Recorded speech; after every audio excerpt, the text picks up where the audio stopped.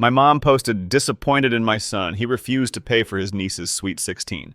She didn't mention the Sweet 16 budget was $17,000 or that she'd never helped with my kids' birthdays. I replied, here's why, with receipts showing $140,000 had sent her over 10 years. Her best friend commented, this isn't what you told us. By evening, the post was deleted and I had... My mom's Facebook post found me in the soundstage break room between setups, staring at a monitor where a stunt car exploded on loop.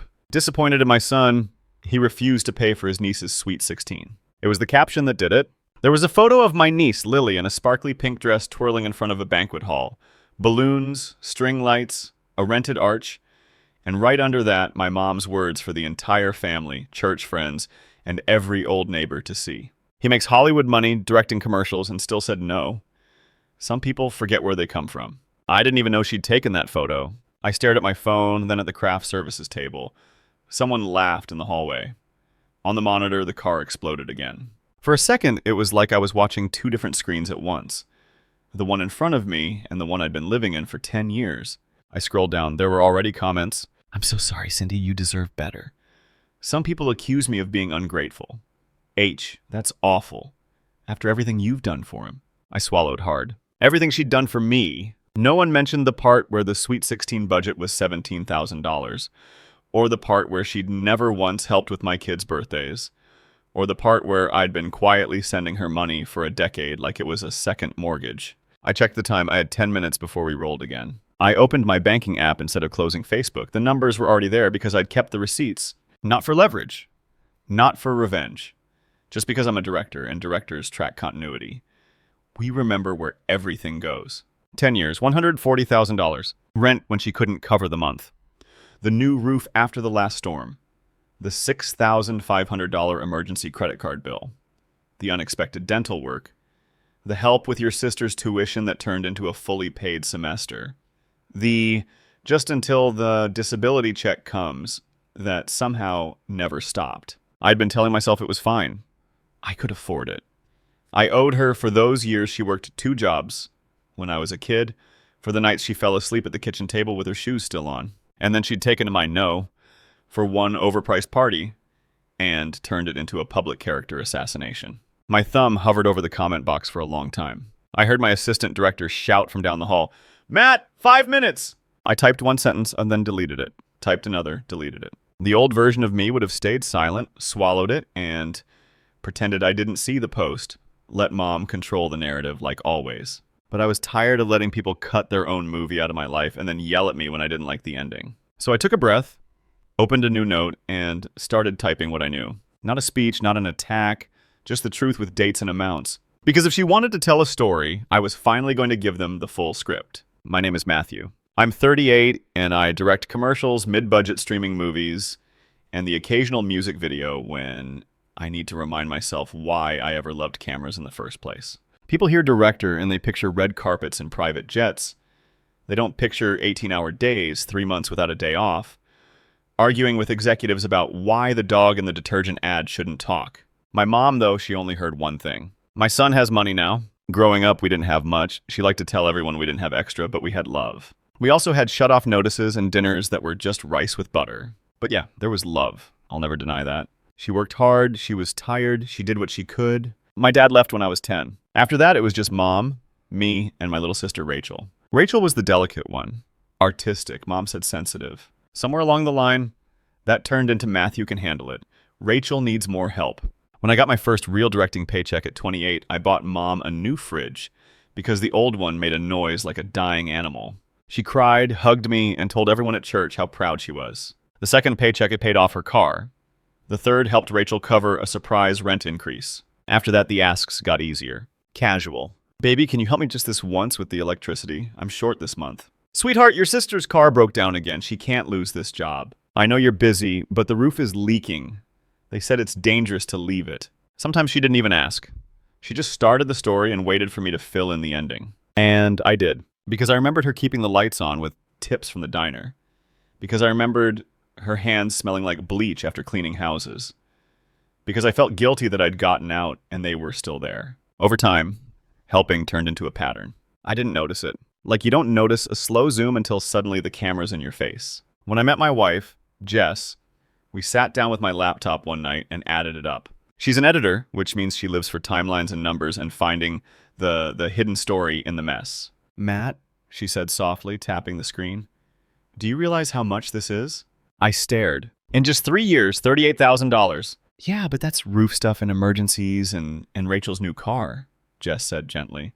And the tuition you covered when she wanted to go back to school and that girl's trip Mom took. Remember that?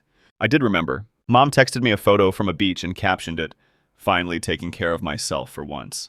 It's fine, I said. I can afford it. They need it more. Jess looked at me for a long second, then nodded slowly. Okay, but can we at least set a budget so you're not just sending money every time your phone buzzes? We tried. Every year it crept up anyway. Mom never missed Rachel's milestones. Rachel's baby shower was a full catered event with a chocolate fountain. Her son's first birthday had a clown and a bounce house in the backyard. For my son's first birthday, Mom forgot to call until the next day. Oh, honey, I was so tired. You know how it is. Give him a kiss from Grandma. Okay. Jess squeezed my hand that night in bed. Doesn't that bother you? I stared at the ceiling. It's just who she is, I said. It's fine. I said it's fine so many times that the words stopped sounding like anything. By the time Lily's 16th birthday started looming, I'd been helping for almost a decade. My son Owen was 6. My daughter Zoe was 4. They'd had backyard birthdays with homemade cakes, pizza on paper plates, and friends from preschool. They were happy, sticky-faced, loud. One Sunday dinner at Mom's house, Rachel pushed back from the table with a sigh. I just want Lily to have something special, she said, scrolling on her phone. Like one of those parties you see on TV. She's such a good kid, she deserves it. Mom nodded immediately. My granddaughter only turned 16 once. She should feel like a princess. I took a sip of water, already feeling my stomach tighten. What are you thinking? I asked. Rachel brightened. Okay, so I found this venue that does this all-inclusive package. DJ, photo booth, dessert bar, the works. It's like really classy, not cheesy at all. Jess across the table raised an eyebrow. Sounds big, she said, choosing her words carefully. Rachel turned the phone toward me, showing glossy photos of teenagers under chandeliers. Underneath the pictures, my brain zeroed in on the number. $17,000. I blinked. That's the total? Rachel hesitated. Yeah, but that's with everything included, and... I mean, it's her sweet 16. You only get one, right? Mom jumped in before I could say anything. And your brother's going to help, aren't you, baby? She smiled at me, like she was offering me a chance to be heroic. Jess's foot found mine under the table. Mom, I said slowly, that's a lot of money for a birthday party. It's not just a party, Mom said. It's a memory, and you can afford it. You're directing that series now, right? That series. The one that had me away from home 3 weeks in a row, missing bedtime kisses so I could spend the days telling actors to walk back and hit their mark again and again. I can't pay $17,000 for a party, I said, trying to keep my voice calm. Rachel's face tightened. No one said you had to pay all of it. We were thinking maybe you cover half, Mom covers some, and we'll put the rest on a card and figure it out.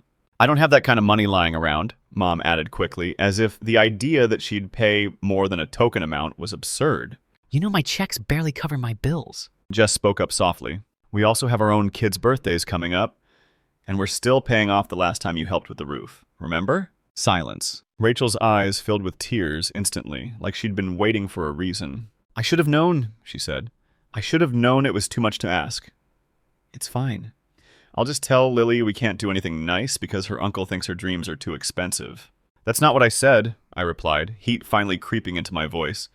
$17,000 is too much for a single night. I am not a bank. Am not. Mom shook her head, disappointed. That look. The one that used to destroy me when I was 10. I didn't raise you to say no to family, Matthew, she said. We all helped each other when we could. Family is supposed to show up. Jess's jaw tightened. I knew she was thinking of the spreadsheets on my laptop. Okay, I said, putting my hands flat on the table. Let's be clear. Over the last 10 years, I have sent you. Don't start counting, Mom snapped. That's ugly. Money shouldn't be thrown in people's faces. Yeah, Rachel added. You chose to help. No one forced you. I felt something settle inside me. You're right, I said. No one forced me. And I'm choosing not to pay for a $17,000 Sweet 16. The rest of the dinner was dead quiet. We ate in small, stiff bites. On the drive home, Jess didn't say, I told you so. She just put her hand on my arm at a red light. I'm proud of you, she said. I didn't feel proud. I felt like I'd just broken something fragile and precious. Mom didn't text me for a week after that. When she finally did, it was short. I'm very disappointed in you, Matthew. I never thought you'd turn your back on family like this. I typed a reply 3 times and never sent it. Then 2 weeks later, the Facebook post appeared. Back in the break room, I copied Mom's post into my notes app so I could see it without the comments screaming underneath it. I thought about Owen and Zoe, about all the times they had seen me duck into the hallway to take yet another call from Grandma, come back with a tight smile and tell Jess, "It's okay, I'll handle it." What was I teaching them? That you let people rewrite your story as long as they're your parents? That if someone gave you life, they get to spend the rest of it spending yours? No. I opened a new document and started typing line by line, year by year. March 2016, $1,200. Rent support. July 2016, $2,500. Rachel's car repair. October 2017, $6,500. Mom's credit card emergency. January 2018, $4,000. Rachel's tuition. 10 minutes later, I had 2 full pages. I rounded the totals when I needed to, but the bank records were exact. $140,000. I added one more line. Total over 10 years, $140,000 in voluntary support, no repayment requested. Then I went back to Facebook. My fingers shook, but not with anger. With adrenaline. With the feeling you get on a set right before the first take when everyone is holding their breath. I clicked comment under her post. Mom, I love you, and I'm sad you chose to share this here without the full context. I said no to paying $17,000 for a single birthday party because I've already sent you and Rachel approximately $140,000 over the last 10 years for rent, repairs, bills, tuition, and emergencies, all happily and without asking for anything back. You've also chosen not to attend several of Owen and Zoe's birthdays and haven't contributed to their celebrations. That was your choice, and I respected it, and I'm not turning my back on family. I'm setting a boundary after a decade of financial support that I never advertised to anyone. I won't discuss this further in the comments, but I won't let people think I just walked away out of greed either. I attached a screenshot collage, cropped carefully so no account numbers or full names showed. Just the dates and amounts, with Mom or Rachel as they appeared in my banking app. Facts, not insults. I read it 3 times before hitting post. My heart pounded like I was watching a crane shot we only had one chance to get right. It took less than a minute for the first reply to appear. Cindy, is this true? From one of Mom's church friends. Then another. Wait, you said he never helps you. I'm confused. From her neighbor. Then a third. This isn't what you told us. From her best friend Linda, the one who used to pinch my cheek when I was 6. I stared at that last one for a long time. This isn't what you told us. There it was, the cut. For years, Mom had been telling a version of the story where I was the selfish son in the big city who forgot where he came from. Now, for the first time, someone else was seeing the dailies. My phone buzzed nonstop. Mom called 3 times. I let it ring. Rachel sent a long text that started with, "How could you?" and ended with, "You've humiliated Mom in front of everyone." I typed back. I didn't list everything. I didn't call you names. I only corrected the part where I supposedly never help. I'm open to talking about this privately when everyone's calmed down, but I'm done being silently blamed. She didn't answer. By the time we wrapped the day's shoot and I finally got back to my car, the post was gone. Deleted. In its place on Mom's profile was a generic quote about keeping family business private. I sat in the driver's seat, my phone in my hand, and exhaled a breath I felt like I'd been holding for 10 years. By evening, the post was deleted, and I had what? I looked at my screen. 3 missed calls from Mom, 5 from Rachel, 1 from my aunt, which I ignored. And on top of that, 2 texts from Linda. Matthew, I had no idea. I'm so sorry. Your mom always said you left her to struggle alone. I won't speak for her, but I see you differently now. And then, for what it's worth, I think you did the right thing.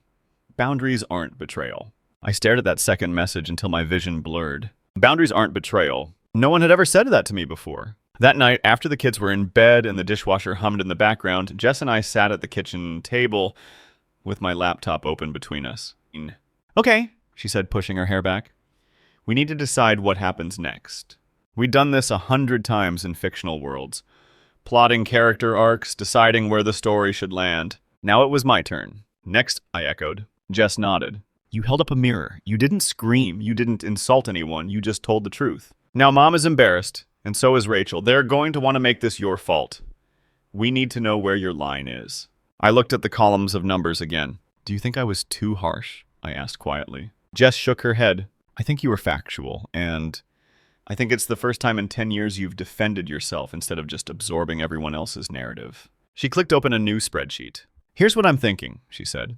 you've been sending on average $14,000 a year.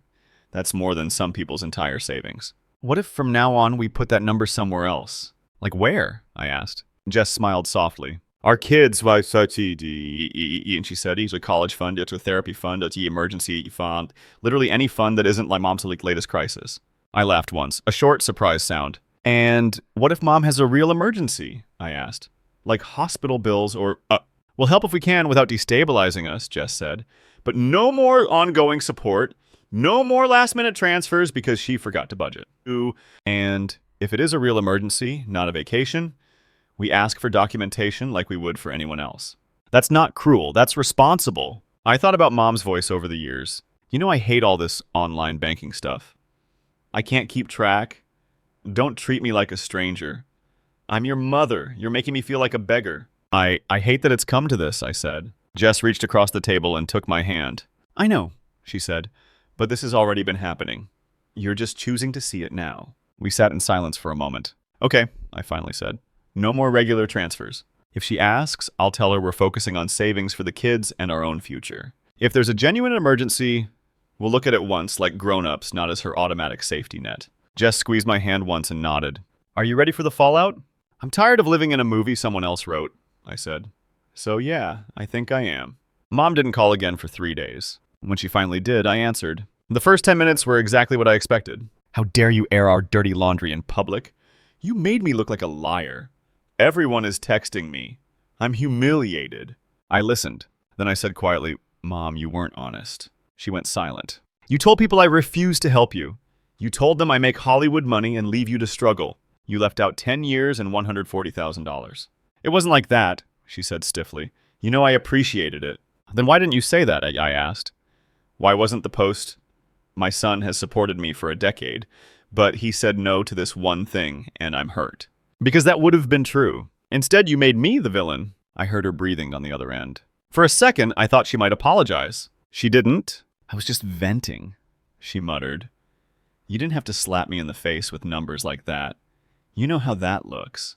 It looks like reality, I said, and I'm done pretending otherwise. She sniffed. So what, now you're cutting us off? Is that it? You'll see how it feels when you need help one day and nobody's there for you. I'm not cutting you off from my life, I said. I'm putting a pause on sending money every time there's a problem. Jess and I have kids, we have a mortgage, we have our own future to save for. That's what adults do. So you're choosing money over family, she said. The oldest line in her script. I'm choosing to stop being the only adult in this family when it comes to money, I said, more gently than I felt. You're capable of budgeting. Rachel is capable of finding a party option that doesn't cost more than some people's cars. She scoffed. You'll never understand what it's like down here in the real world. I stared at the fridge covered in my kids' drawings. I grew up in that same house, I said. I do understand. That's why I've been helping. But endless sacrifice doesn't make me a better son. It just makes me broke and resentful. There was a long pause. I can't talk to you when you're like this, she said finally. You're so cold. I'm not cold, I said quietly. I'm clear, there's a difference. She hung up without saying goodbye. I stared at my reflection in the dark microwave door. For the first time in my life, I didn't feel like I needed to call back and fix it. Lily still had her sweet 16. From what I saw on social media, they found a cheaper venue, skipped the dessert bar, and had a cousin DJ instead of hiring a professional. She looked happy. Her dress sparkled. There were streamers taped to the walls. I sent her a thoughtful gift, a good camera, with a note. For whatever you want to capture next, love, Uncle Matt. She texted me a photo of herself holding it up, grinning. Thank you.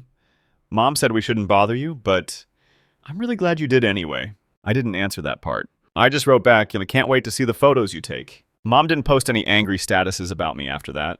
She didn't post much at all. I noticed Linda liked nearly all my updates for a while, as if she was wordlessly standing in my corner. Rachel stayed distant. Short replies in the family group chat when I sent pictures of Owen's Lego monstrosities or Zoe's ballet recital. No real conversation. It hurt. Of course it did. But something else grew in the space where the guilt used to live. Breathing room. A few months later, Owen turned 7. We threw him a simple park party. Pizza, juice boxes, a soccer ball, a messy dinosaur cake. I invited Mom and Rachel. Mom wrote, "We'll see." Rachel didn't answer. On the day, kids ran in the sun and one parent said, "Owen talks about you like you're a superhero." I laughed, but it stuck with me. My phone buzzed. Sorry, not feeling up to the drive. Tell Owen Grandma loves him. The old twist hit my chest but faded faster. I texted back, put my phone face down, and went back to the piñata rope. That night at the table, Jess asked how I felt. Sad, I said, but not responsible for once. She called it grief for the mom I wished I had. I kept thinking about that. Being a good son used to mean emptying myself out. Now, I think being a good father means showing my kids that love doesn't require you to bankrupt your future, and that when someone tells a one-sided story about you, you're allowed to calmly tell the rest. Mom and I still talk, but less. She hasn't asked for money in months. When she fishes with comments, I don't bite. Quietly, things are different. I stopped being the invisible line in her budget. I started directing my own story and finally stopped paying in silence.